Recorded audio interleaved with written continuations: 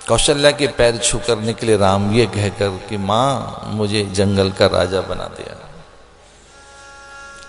जितने लंबे उनके डग हो सकते थे वो चौंकाने वाले थे। वो जिस तेजी से निकला राम मां के पैर छूकर, उतनी गति किसी और की है भी नहीं। वो विष्णु है, वो व्याप्त चेतना है। उसके पग तो बड़े अनूठे निराले हैं। वो एक पग में समूची धरा माप लेता है, दूसरे में स्वर्ग को हेर लेता है। कुछ पल में तीसरे पग के लिए तो कुछ मिलता नहीं। वो इतनी तेजी से डग चलते हैं उसके, उसे धरा मापनी आती है। विष्णु माने इसका विस्तार है, जो विस्तृत है, व्यापक है, विद्यमान है, कण कण में, हर पल में, हर दिशा में जो विद्यमान सत्ता है, उसके लिए शिव कहते हैं हरि व्यापक सर्वत्र समाना। जो समरूप से सर्वत्र व्यापक है, हरि व्यापक सर्वत्र समाना। वो व्याप्त सत्ता है, विद्यमान सत्ता है, वो नित्य सत्ता है, वो हर पल में है। वो तेजी के साथ चले, डग लंबे उनके हैं कुछ। अब वो उस ढंग से निकल रहे हैं कि अब आसान हो गया है, मार्ग प्रशस्त हो गया है।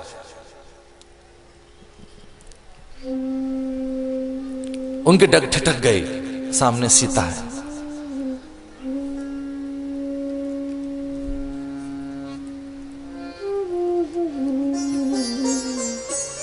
जैसे वो सब कुछ त्याग कर खड़े हों। और ये पत्नी का धर्म बनता है कि उस काल में पत्नी सहायक बने, हर काल में। वो इहलोक में नहीं, परलोक तक, परमार्थ में, पुरुषार्थ में, पराक्रम में, शौर्य में, धैर्य में, उदारता में, दान में, जहां खड़ा हो उसका पति वहां उसके वामांग में रहे। वो एक प्रतिज्ञा है, वो व्रत है, उसकी पूर्ति करे। वो अपने वचन निभाए। वो केवल इस लोक में नहीं, परलोक तक तार दे उसकी पूरी पीढ़ियों को।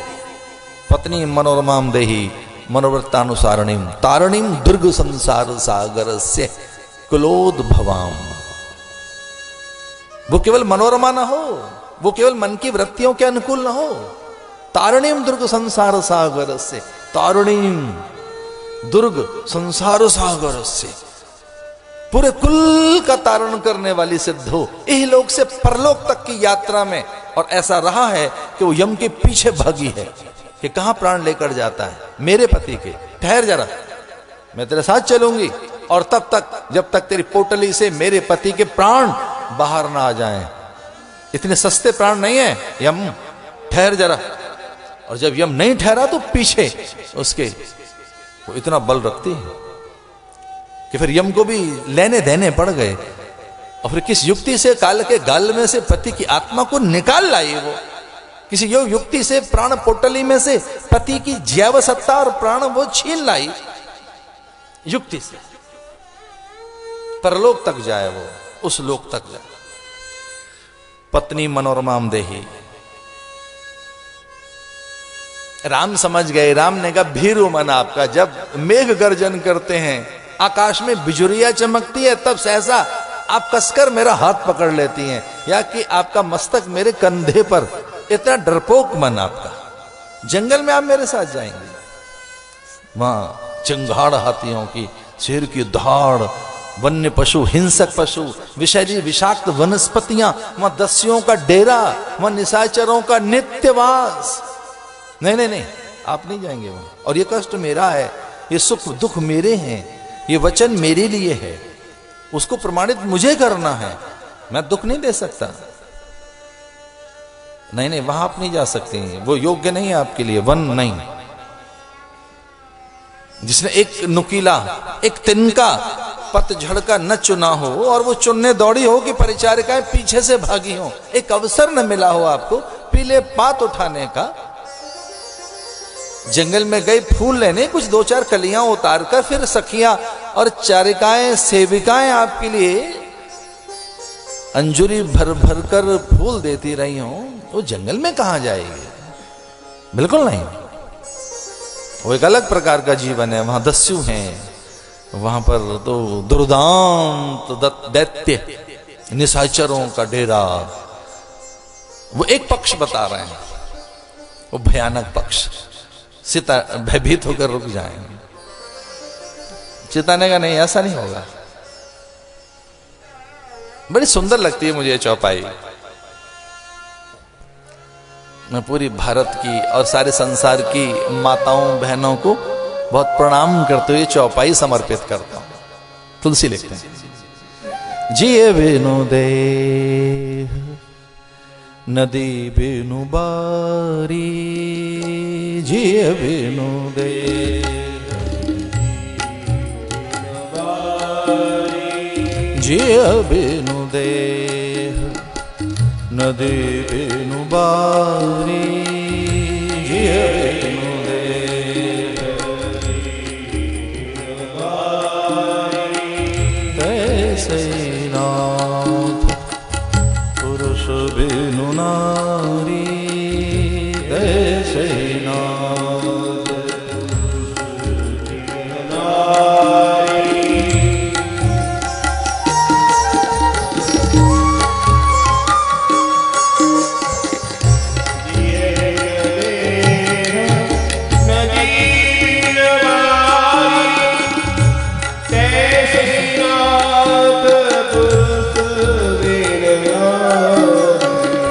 जिए बिनु देह नदी बिनु बारी,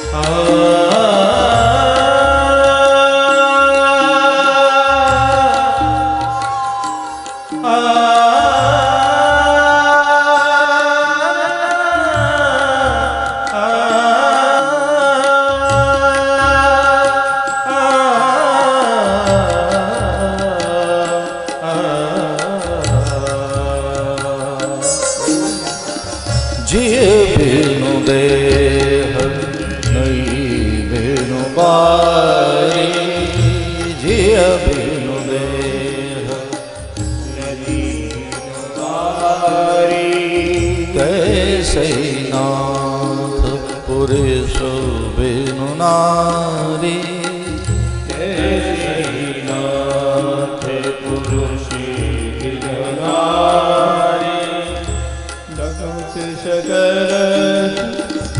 साथ तुम्हारे शरद विमल विदो बदन निहारी, जिए बिनु देह नदी बिनु बारी, जिए बिनु देह बिनु बारी,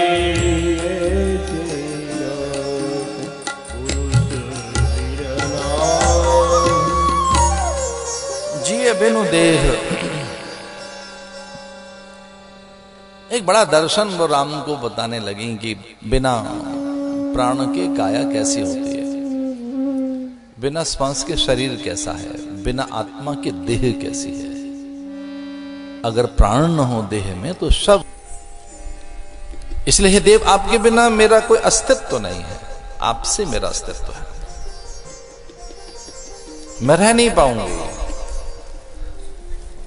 कंटक मैं चुनूंगी इस विपत काल में। ऐसा साहस कभी नहीं होगा मुझ में कि मैं आपके आगे चलूं, पर हां कभी आगे चलूंगी। को कंटक दिखा, कंकड़ी दिखी, सूखे पात पल्लव दिखे, कहीं कोई दुर्गमता दिखी, दुस्तरता दिखी, वो दुर्गमता दुस्तरता मैं उसमें सहकार करूंगी, उस एकाकीपन में मैं सहकार करूंगी। 14 बरस का जो एकाकीपन है उसमें मैं साथ रहूंगी। वो एकाकी पल अपन आपके पास क्यों रहे? राम ने संकेत किया कि शीघ्रता करो। फिर वो ठहरना नहीं चाहते और वो जैसे खड़ी थी साथ हो गई। वो जहां जिस अवस्था में थी राम के साथ चल पड़ी। वो जिस भी अवस्था में थी, कुछ बीन बटोर ले, कुछ रख ले मार्ग के लिए, सांझ के लिए, कल के लिए, फिर कोई और विकल्प नहीं है। और ध्यान रहे, कभी कभी विकल्पहीन अवस्था ही संकल्प की दृढ़ता और उसकी सिद्धि का कारण बनती है। जिनमें बहुविकल्प हैं और विकल्पों का भंडार है एक प्रकार से चित्त, और जब चित्त के संपूर्ण विकल्प और विपर्य और पर्याय ध्वस्त हो जाएं, कोई विमर्श न रहे, कोई आश्रय न रहे, तब फिर वो संकल्प सिद्ध होता है। से चित्त में कोई विमर्श न रहे, विपर्य न रहे। एक विपर्य दोष है बहुत बड़ा, विकल्प दोष भी है एक प्रकार का, एक पर्याय भी कई बार वो नहीं दे पाते। मेरे मित्र सन्यासी कभी कभी मुझे टोक कर कहते हैं कि आपके पर्याय बहुत हैं, तो मैं कहता हूं पर्याय दिखते होंगे लेकिन वो समानार्थी नहीं है, उनके अर्थ अलग अलग निकलते हैं कई बार। मैं कहने के लिए मस्तक, सर और ललाट या लिलार या कपाल और भाल कहता हूं, लेकिन भाल का अर्थ कुछ और है, कपाल का अर्थ कुछ और है, ललाट का अर्थ कुछ और है, मस्तक का कुछ और अर्थ है, सर का कुछ और अर्थ है। ललाट में दर्द नहीं होता, सर में दर्द होता है। ललाट की क्रिया नहीं होती, कपाल क्रिया होती है। सरोच्छेदन, ललाट उच्छेदन नहीं होता, सरोच्छेदन होता है। ललाट में विचार नहीं आते, मस्तक में विचार आते हैं। मांग है, माथा है, अलग अलग चीजें हैं। मांग और माथा एक जैसे कैसे हो सकता है? माथे पर बिंदिया, मांग में सिंदूर है। तो लिलार कुछ अलग है, ललाट कुछ अलग है, कपाल भाल कुछ अलग है, माथा कुछ अलग है, मस्तिष्क कुछ अलग है, सर कुछ अलग है।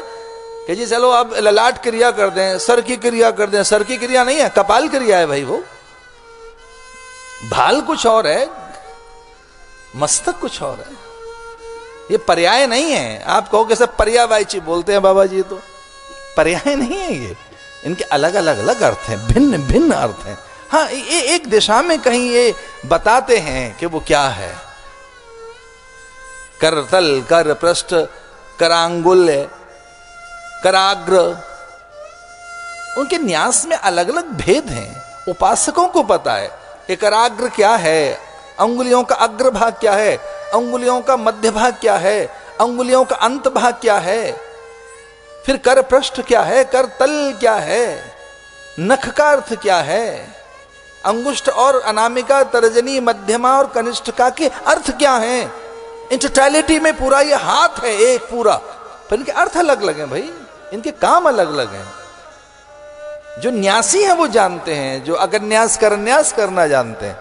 न्यास पूजा जिनको आती है, जिनको न्यास पूजा नहीं आती, आवरण बोध जिन्हें नहीं है, आवरण उपासक नहीं है जो, उन्हें इन सब का कुछ पता नहीं। हाथ माने बुरा हाथ, मस्तक माने बुरा मस्तक नहीं भाई। कहीं विचार है, कहीं चिंतन है, कहीं धारणा है, कहीं संकल्पना है, कहीं अवधारणा है, कहीं आग्रह है। वो अलग अलग चीजें हैं। विकल्प है, विमर्श है, विपर्य है। फिर विकल्प, विमर्श, विपर्य ध्वस्त हो गए। वो जहां जैसे खड़ी थी निगल पड़ी पति के साथ। वो कहते बस मैं अब चलती हूं तेरे साथ। विलंब क्या होता है? आपके साथ में निकलती हूं, आपके साथ अभी चलती हूं, तो कुछ बीन बटोर कर नहीं, कोई विकल्प नहीं। अब वो चल पड़े राम और फिर सीता। अब वो दो हो गए, लेकिन भित्ति की तरह से, हिमालय की तरह से, अजय अटल दुर्ग सा जो सामने खड़ा है, जिसे लांग पाना बड़ा कठिन है, वो लक्ष्मण है। ठिठक गए पांव। राम कि कोई तर्क मान्य नहीं है उसे। राम ये कहें कि अब अवध में अनाथता है, उजड़ा हुआ अवध, रोदन अवध में, अब अवध में कोई नहीं, पिता की दयनीय अवस्था, वो कहीं ये भी कहें तो उसे कुछ मान्य नहीं है।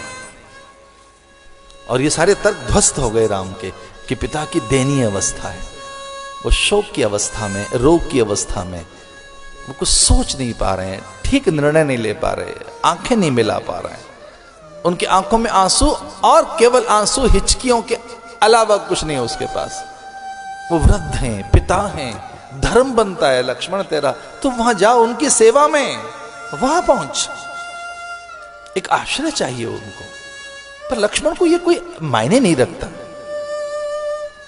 लक्ष्मण के आगे कोई चीज नहीं है उसको। वो अयोध्या के सुख नहीं जानता, वो माता पिता को नहीं पहचानता है, वो किसी संबंधियों को नहीं जानता, उसकी कहीं कोई निष्ठा ही नहीं है। उसकी कहीं, वो कहीं संबद्ध नहीं है, कहीं प्रतिबद्ध नहीं है, कहीं संबद्ध नहीं है, कहीं प्रतिबद्ध नहीं है, कहीं वचनबद्ध नहीं है। उसकी एक जगह संबद्धता है, कहीं एक जगह प्रतिबद्धता है, उसकी कहीं एक जगह वचनबद्धता है, उसकी एक निष्ठा है बस, राम। राम एक निष्ठा है लक्ष्मण की।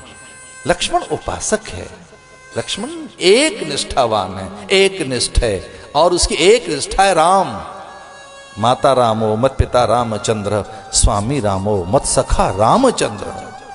वो कहता है मैं दूसरे को किसी को नहीं जानता। माता रामो मत पिता रामचंद्र, स्वामी रामो मत सखा रामचंद्र, सर्वस्वमेव रामचंद्रो दयालु, नन्यो जाने नैव जाने। नैव जाने न जाने, नहीं मैं नहीं जानना चाहता किसी को, मैं किसी को पहचानना नहीं चाहता, मैं किसी का होकर नहीं रहना चाहता, मेरी किसी में निष्ठा नहीं है। मेरे माता पिता भाई बंधु सखा सब मेरे सारे तीर्थ चारों धाम राम हैं। राम मेरी अयोध्या है, राम मेरा जीवन है, राम मेरे प्राण हैं, राम मेरा इष्ट है। मैं उपासक, राम मेरा इष्ट है, इसलिए मैं किसी को नहीं पहचानता। कोई तर्क सामने खड़ा नहीं। अच्छा, उपासना भी कई कई ढंग की है। तुलसीदास जी ने भी संकेत की है कि एक उपासना है जिम बालक राखई महतारी, करूं सदा तिनकी रखवारी। एक अबोध शिशु की तरह से रहो तो भगवान सहायक बनते हैं, अबोध शिशु की तरह से। मैं शिशु अति स्नेह प्रतिपाला, छोटा सा बालक हूं मैं, तो नन्ना सा फूल हूं, चरणों की धूल हूं, नन्ना सा फूल हूं, छोटा सा बालक हूं, अबोध हूं मैं, अजान हूं, अल्पज्ञ हूं, निराश्रित हूं, तेरे आश्रम में। बहुत अच्छी बात कही उन्होंने कि कोई मां अपने अबोध शिशु को छोड़कर नहीं जा सकती। उस शिशु को जो सद्य नवजात शिशु है, जो अभी जन्मा है, मुझ में इससे अधिक अकल और नहीं है कुछ भी। मैं इतना ही जानता हूं कि बस मैं इतना सा बालक हूं, तेरा अबोध शिशु हूं, मुझे छोड़कर नहीं जा सकते आप। राम के पास कोई अब तर्क नहीं बचा, तो राम ने फिर संकेत किया, जा फिर एक काम कर। और वो चोट जैसी लगी, लक्ष्मण घायल हो गया। अब जो राम ने कहा उससे लगा कि वज्रापात हो गया। अब राम ने जो बात कही उससे लगा कि अब जैसे कुछ रहा नहीं, पूरे रक्त को निचोड़ ले गया कोई, प्राण कोई पूरे की पूरे निकाल ले गया, देह बची है बस, पूरी आत्मा छलनी हो गई लक्ष्मण की। कुछ बचा नहीं लक्ष्मण के पास, सिवाय इसके कि वो सिद्ध करके दिखाए कि राम कोई एक बात ऐसी कह रहे हैं, अब वो सिद्ध करके दिखानी है। राम ने कहा चलना है मेरे साथ, तो कुछ ऐसा कह दिया राम ने कि तार तार हो गई पूरी जीव सत्ता लक्ष्मण की, जैसे कोई प्राण निचोड़ ले, जैसे पूरे को अस्तित्व को हिला दे, जैसे पूरी कोई आत्मा हीन काया हो गई, एक बहुत चिथड़े से उड़ गए, कुछ बचा नहीं। राम ने संकेत करते हुए कहा उधर की ओर जहां सुमित्रा के महल थे, उन महलों की ओर संकेत करते हुए राम ने कुछ ऐसा कह दिया कि जो बहुत हृदय विदारक था लक्ष्मण के लिए। राम ने कहा फिर चलना है तो जा अपनी मां से पूछ कर, चलना है ना अपनी मां से पूछ कर। जैसे वो चुनौती देते हो कि माताएं बट गई हैं और तू अपनी मां से पूछ कर, अपनी मां से। वो ये संकेत नहीं करते कि कौशल्या के महलों की ओर जा। कुछ पल पहले तक तो माताएं बटी हुई नहीं थी। कितने परिवार ऐसे हमने देखे जहां यही नहीं पता लगता कि कौन किसका बालक है। कई बार तो पहाड़े की तरह से याद रखना पड़ता है मुझे, ये बहू किसकी है, वो बहू किनकी है, ये किनकी है। और फिर 7 दिन के बाद कथा निकल गई, वो पहाड़ा मेरा पूरा ही नहीं होता। वो इतना इमोशनल मर्जर पूरी फैमिली में कि कहां पता लगने देती हैं वहां की बहू बेटियां कि हम कहां किसकी कैसे हैं, कौन हमारा बालक। वो इस ढंग से तो 7 दिन तक हम पहाड़े की तरह से याद रखते हैं कौन किसका बालक है, और 7वें दिन पहाड़ा भूल जाते हैं। वो इस तरीके की संयुक्त मानसिकता, एकाकार वृत्ति, ऐसा समन्वय, पारस्परिक प्रेम, सौहार्द, वो ऐसी आत्मसात अवस्था, वो एकात्मता ऐसी, परिजनों में प्रीति इतनी गाढ़ी कि ये नहीं पता लगता कि कौन किसके हैं। वो एक कलेक्टिव वॉइस उनकी, एक सब इकट्ठे हैं। लेकिन राम ने कहा भाई अपनी मां से पूछ करा, उधर संकेत कर दिए, मां से पूछ करा। तेजी के साथ दौड़ा, तीर की तरह से दौड़ा लक्ष्मण वहां, ये सोचकर कि हां एक बार उनके चरण छूकर मैं आता हूं। ये कुछ ऐसे चरित्र हैं जो बहुत कम बोले हैं। बड़े लोग बोलते नहीं है, अपने स्वभाव से, व्यक्तित्व से, कृतित्व से, चरित्र से, चिंतन से जी कर बताते हैं। गुरोस्तु मौनम व्याख्यानम शिष्यास्तु छिन्न संशया। कई बार तो फिर अच्छे गुरुओं को भी निकट से जाकर देखो तो वो संकेत में ही कुछ बात बताते रहते हैं।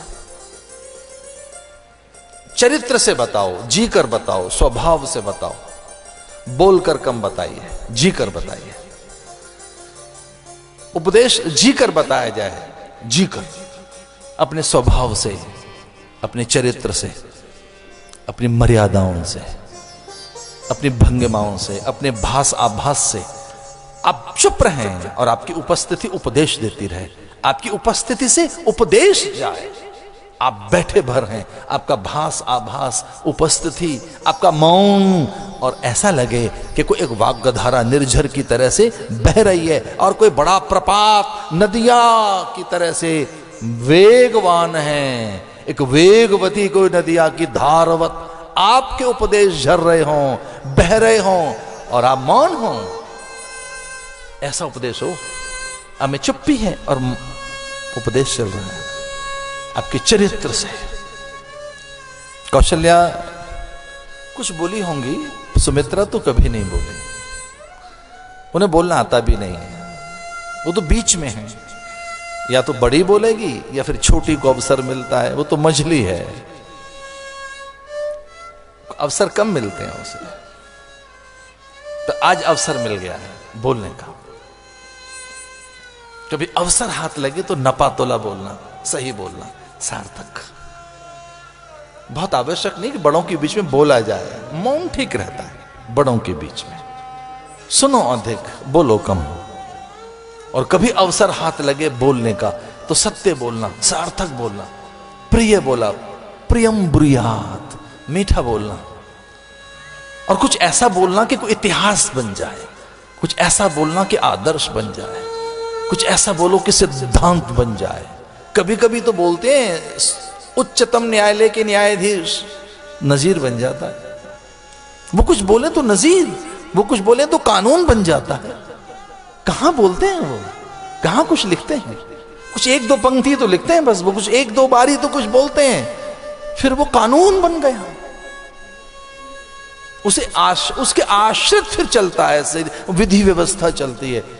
मत बोलो, और बोलो तो कुछ ऐसा लगे कि पूरी धरती पर वो बोल दूसरों के लिए कल्याणकारी साधन बन जाए। नहीं तो क्यों बोले हम? आकाश कहां बोलता है? कभी गर्जना हो तो लगता है कहां कुछ होने वाला है। दिशाएं कहां बोलती हैं? धरती कहां बोलती है? बोलती है तो लगता है भूकंप आया है। फूल बोलते कहां हैं? मुस्कुराते हैं, वो तो खिलना उनका पर्याप्त है, कहां बोलते हैं? लेकिन हाँ, अवसर हाथ लगे तो जरूर बोलो मीठा।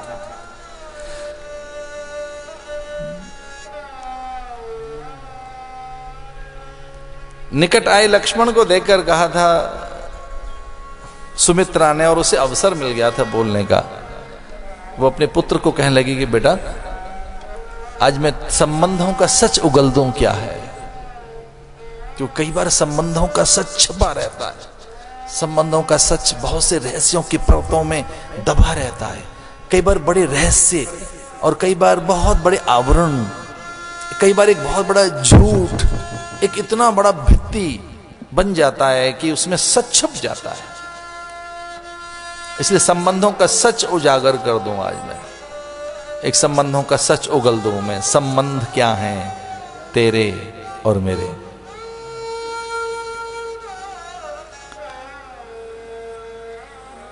तो कुछ पल ठहर कर एक सुनने का मन बनाया लक्ष्मण ने। वैसे तो अनसुना कर रहा था वो कुछ मां की बात सुनना नहीं चाहता था, लेकिन अब कुछ सुनने का मन बनाया उसका। क्योंकि उर्मिला ने कहा कि एक सच है, उसे सुमित्रा ने कहा कोई एक सच है, उसे उगल दूं मैं। और एक सच, बहुत बड़ा सच, कि तेरी मां कौन है। क्योंकि ये बात तो मैंने भी सुन ली है, ये बात मेरे कानों तक पहुंची है कि राम ये कहता है जा अपनी मां से पूछ करा। तो वो तो मुझे भी पता लग गया कि वो मां के पास भेज रहा है, पर मां कौन है तेरी, ये सच तो कोई नहीं जानता। मैं जानती हूं तेरी मां कौन है, इसको तो मेरे इतर कोई नहीं जानता तेरी मां कौन है। और केवल मां नहीं, तेरे पिता भी, तेरे माता पिता का परिचय मैं आज देती हूं। संसार ये जानता है कि मैं तेरी मां हूं। और पिता दशरथ हैं, पर तेरे माता पिता कोई और हैं, फिर उनसे ही पूछो जाकर। बड़ी सुंदर सी चौपाई तो सीधा जी लिखते हैं। तात तुम्हारी मातु वैदेही, तात तुम्हारी पिता राम सब भांत सनेही, पिता राम सब भांत सनेही।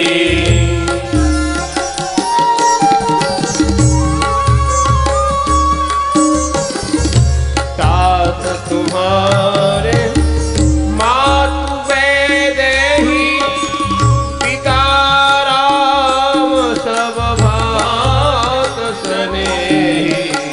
तात तुम्हारी मातु वैदेही, तात तुम्हारी मातु वैदेही। तात तेरी माता वैदेही है, तेरी मां तो सीता है और तेरे पिता राम है। ऐसी कौन सी मां होगी? अवदन जहाँ राम निवास, ताई दिवस जहाँ भान प्रकाश। अवध कहाँ है? अयोध्या कौन सी है? मातु वैदेही। जहां राम वो अयोध्या है, जहां राम रहेंगे वो अयोध्या है। तेरी मां सीता है। तात तुम्हारी मातु वैदेही, पिता राम सब भांत स्नेही। तेरे पिता राम है, तेरी मां सीता है। इसलिए एक गलत दिशा में तू भटक कर आ गया है। यहां भटका हुआ प्राणी क्यों विलंब करता है? जब तेरी मां सीता है, उससे पूछना कि चलना है कि नहीं। अपने पिता से पूछ। एक पल ठहरा नहीं वो वहां, लेकिन वो और कुछ कहना चाहती है कि पुत्रवती वही है जो जिसका बेटा भगवत भजन करे। पुत्रवती युवती जग सोई, रघुपति भगवती जासुत हो। तेरे होने पर मुझे गर्व है। तू मेरा औरस पुत्र हो सकता है, एक औरस पुत्र हो सकता है, पर तू मेरा बेटा नहीं है। केवल जनने मात्र से मैं जननी नहीं हो सकती। जन्म दे दिया मैंने तुझे बस, लेकिन तेरी मां सीता है, इसलिए अपनी मां के पास जाना। और वही अयोध्या है, वही तेरा धर्म कर्म है, वही तेरी दिशा है। एक और भी है कि तेरा भाग्य जग गया है। जब दौड़ लगाकर लक्ष्मण भागने को है, तब बांह पकड़ ली सुमित्रा ने। एक अधिकार तो वो रखती है, एक अधिकार, क्योंकि उसने 9 मास अपने गर्भ में उस चेतना को पाला तो है। इतना तो अधिकार रखती है वो कि कसकर बांह पकड़ ले भागते हुए अपने पुत्र की। और वो जिस ढंग की पकड़ है, लक्ष्मण समझ नहीं पाए कि मां और क्या बताना चाहती है। अभी कोई मर्म रह गया है, कोई भेद की बात रह गई, और उसे मैं सुनकर जाऊं तो मेरा कल्याण होगा। क्योंकि मां का जिस ढंग से हाथ पकड़ना है, उसमें कुछ देना है, कुछ बताना है। अभी कोई और रहस्य रहता है, अभी कोई और सच है जिसका उद्घाटन होना है। अभी कुछ और ऐसा है जो किसी को नहीं पता और केवल मेरी मां जानती है। अब वो कुछ ऐसा बताएगी जो मैं भी नहीं जानता जिसको।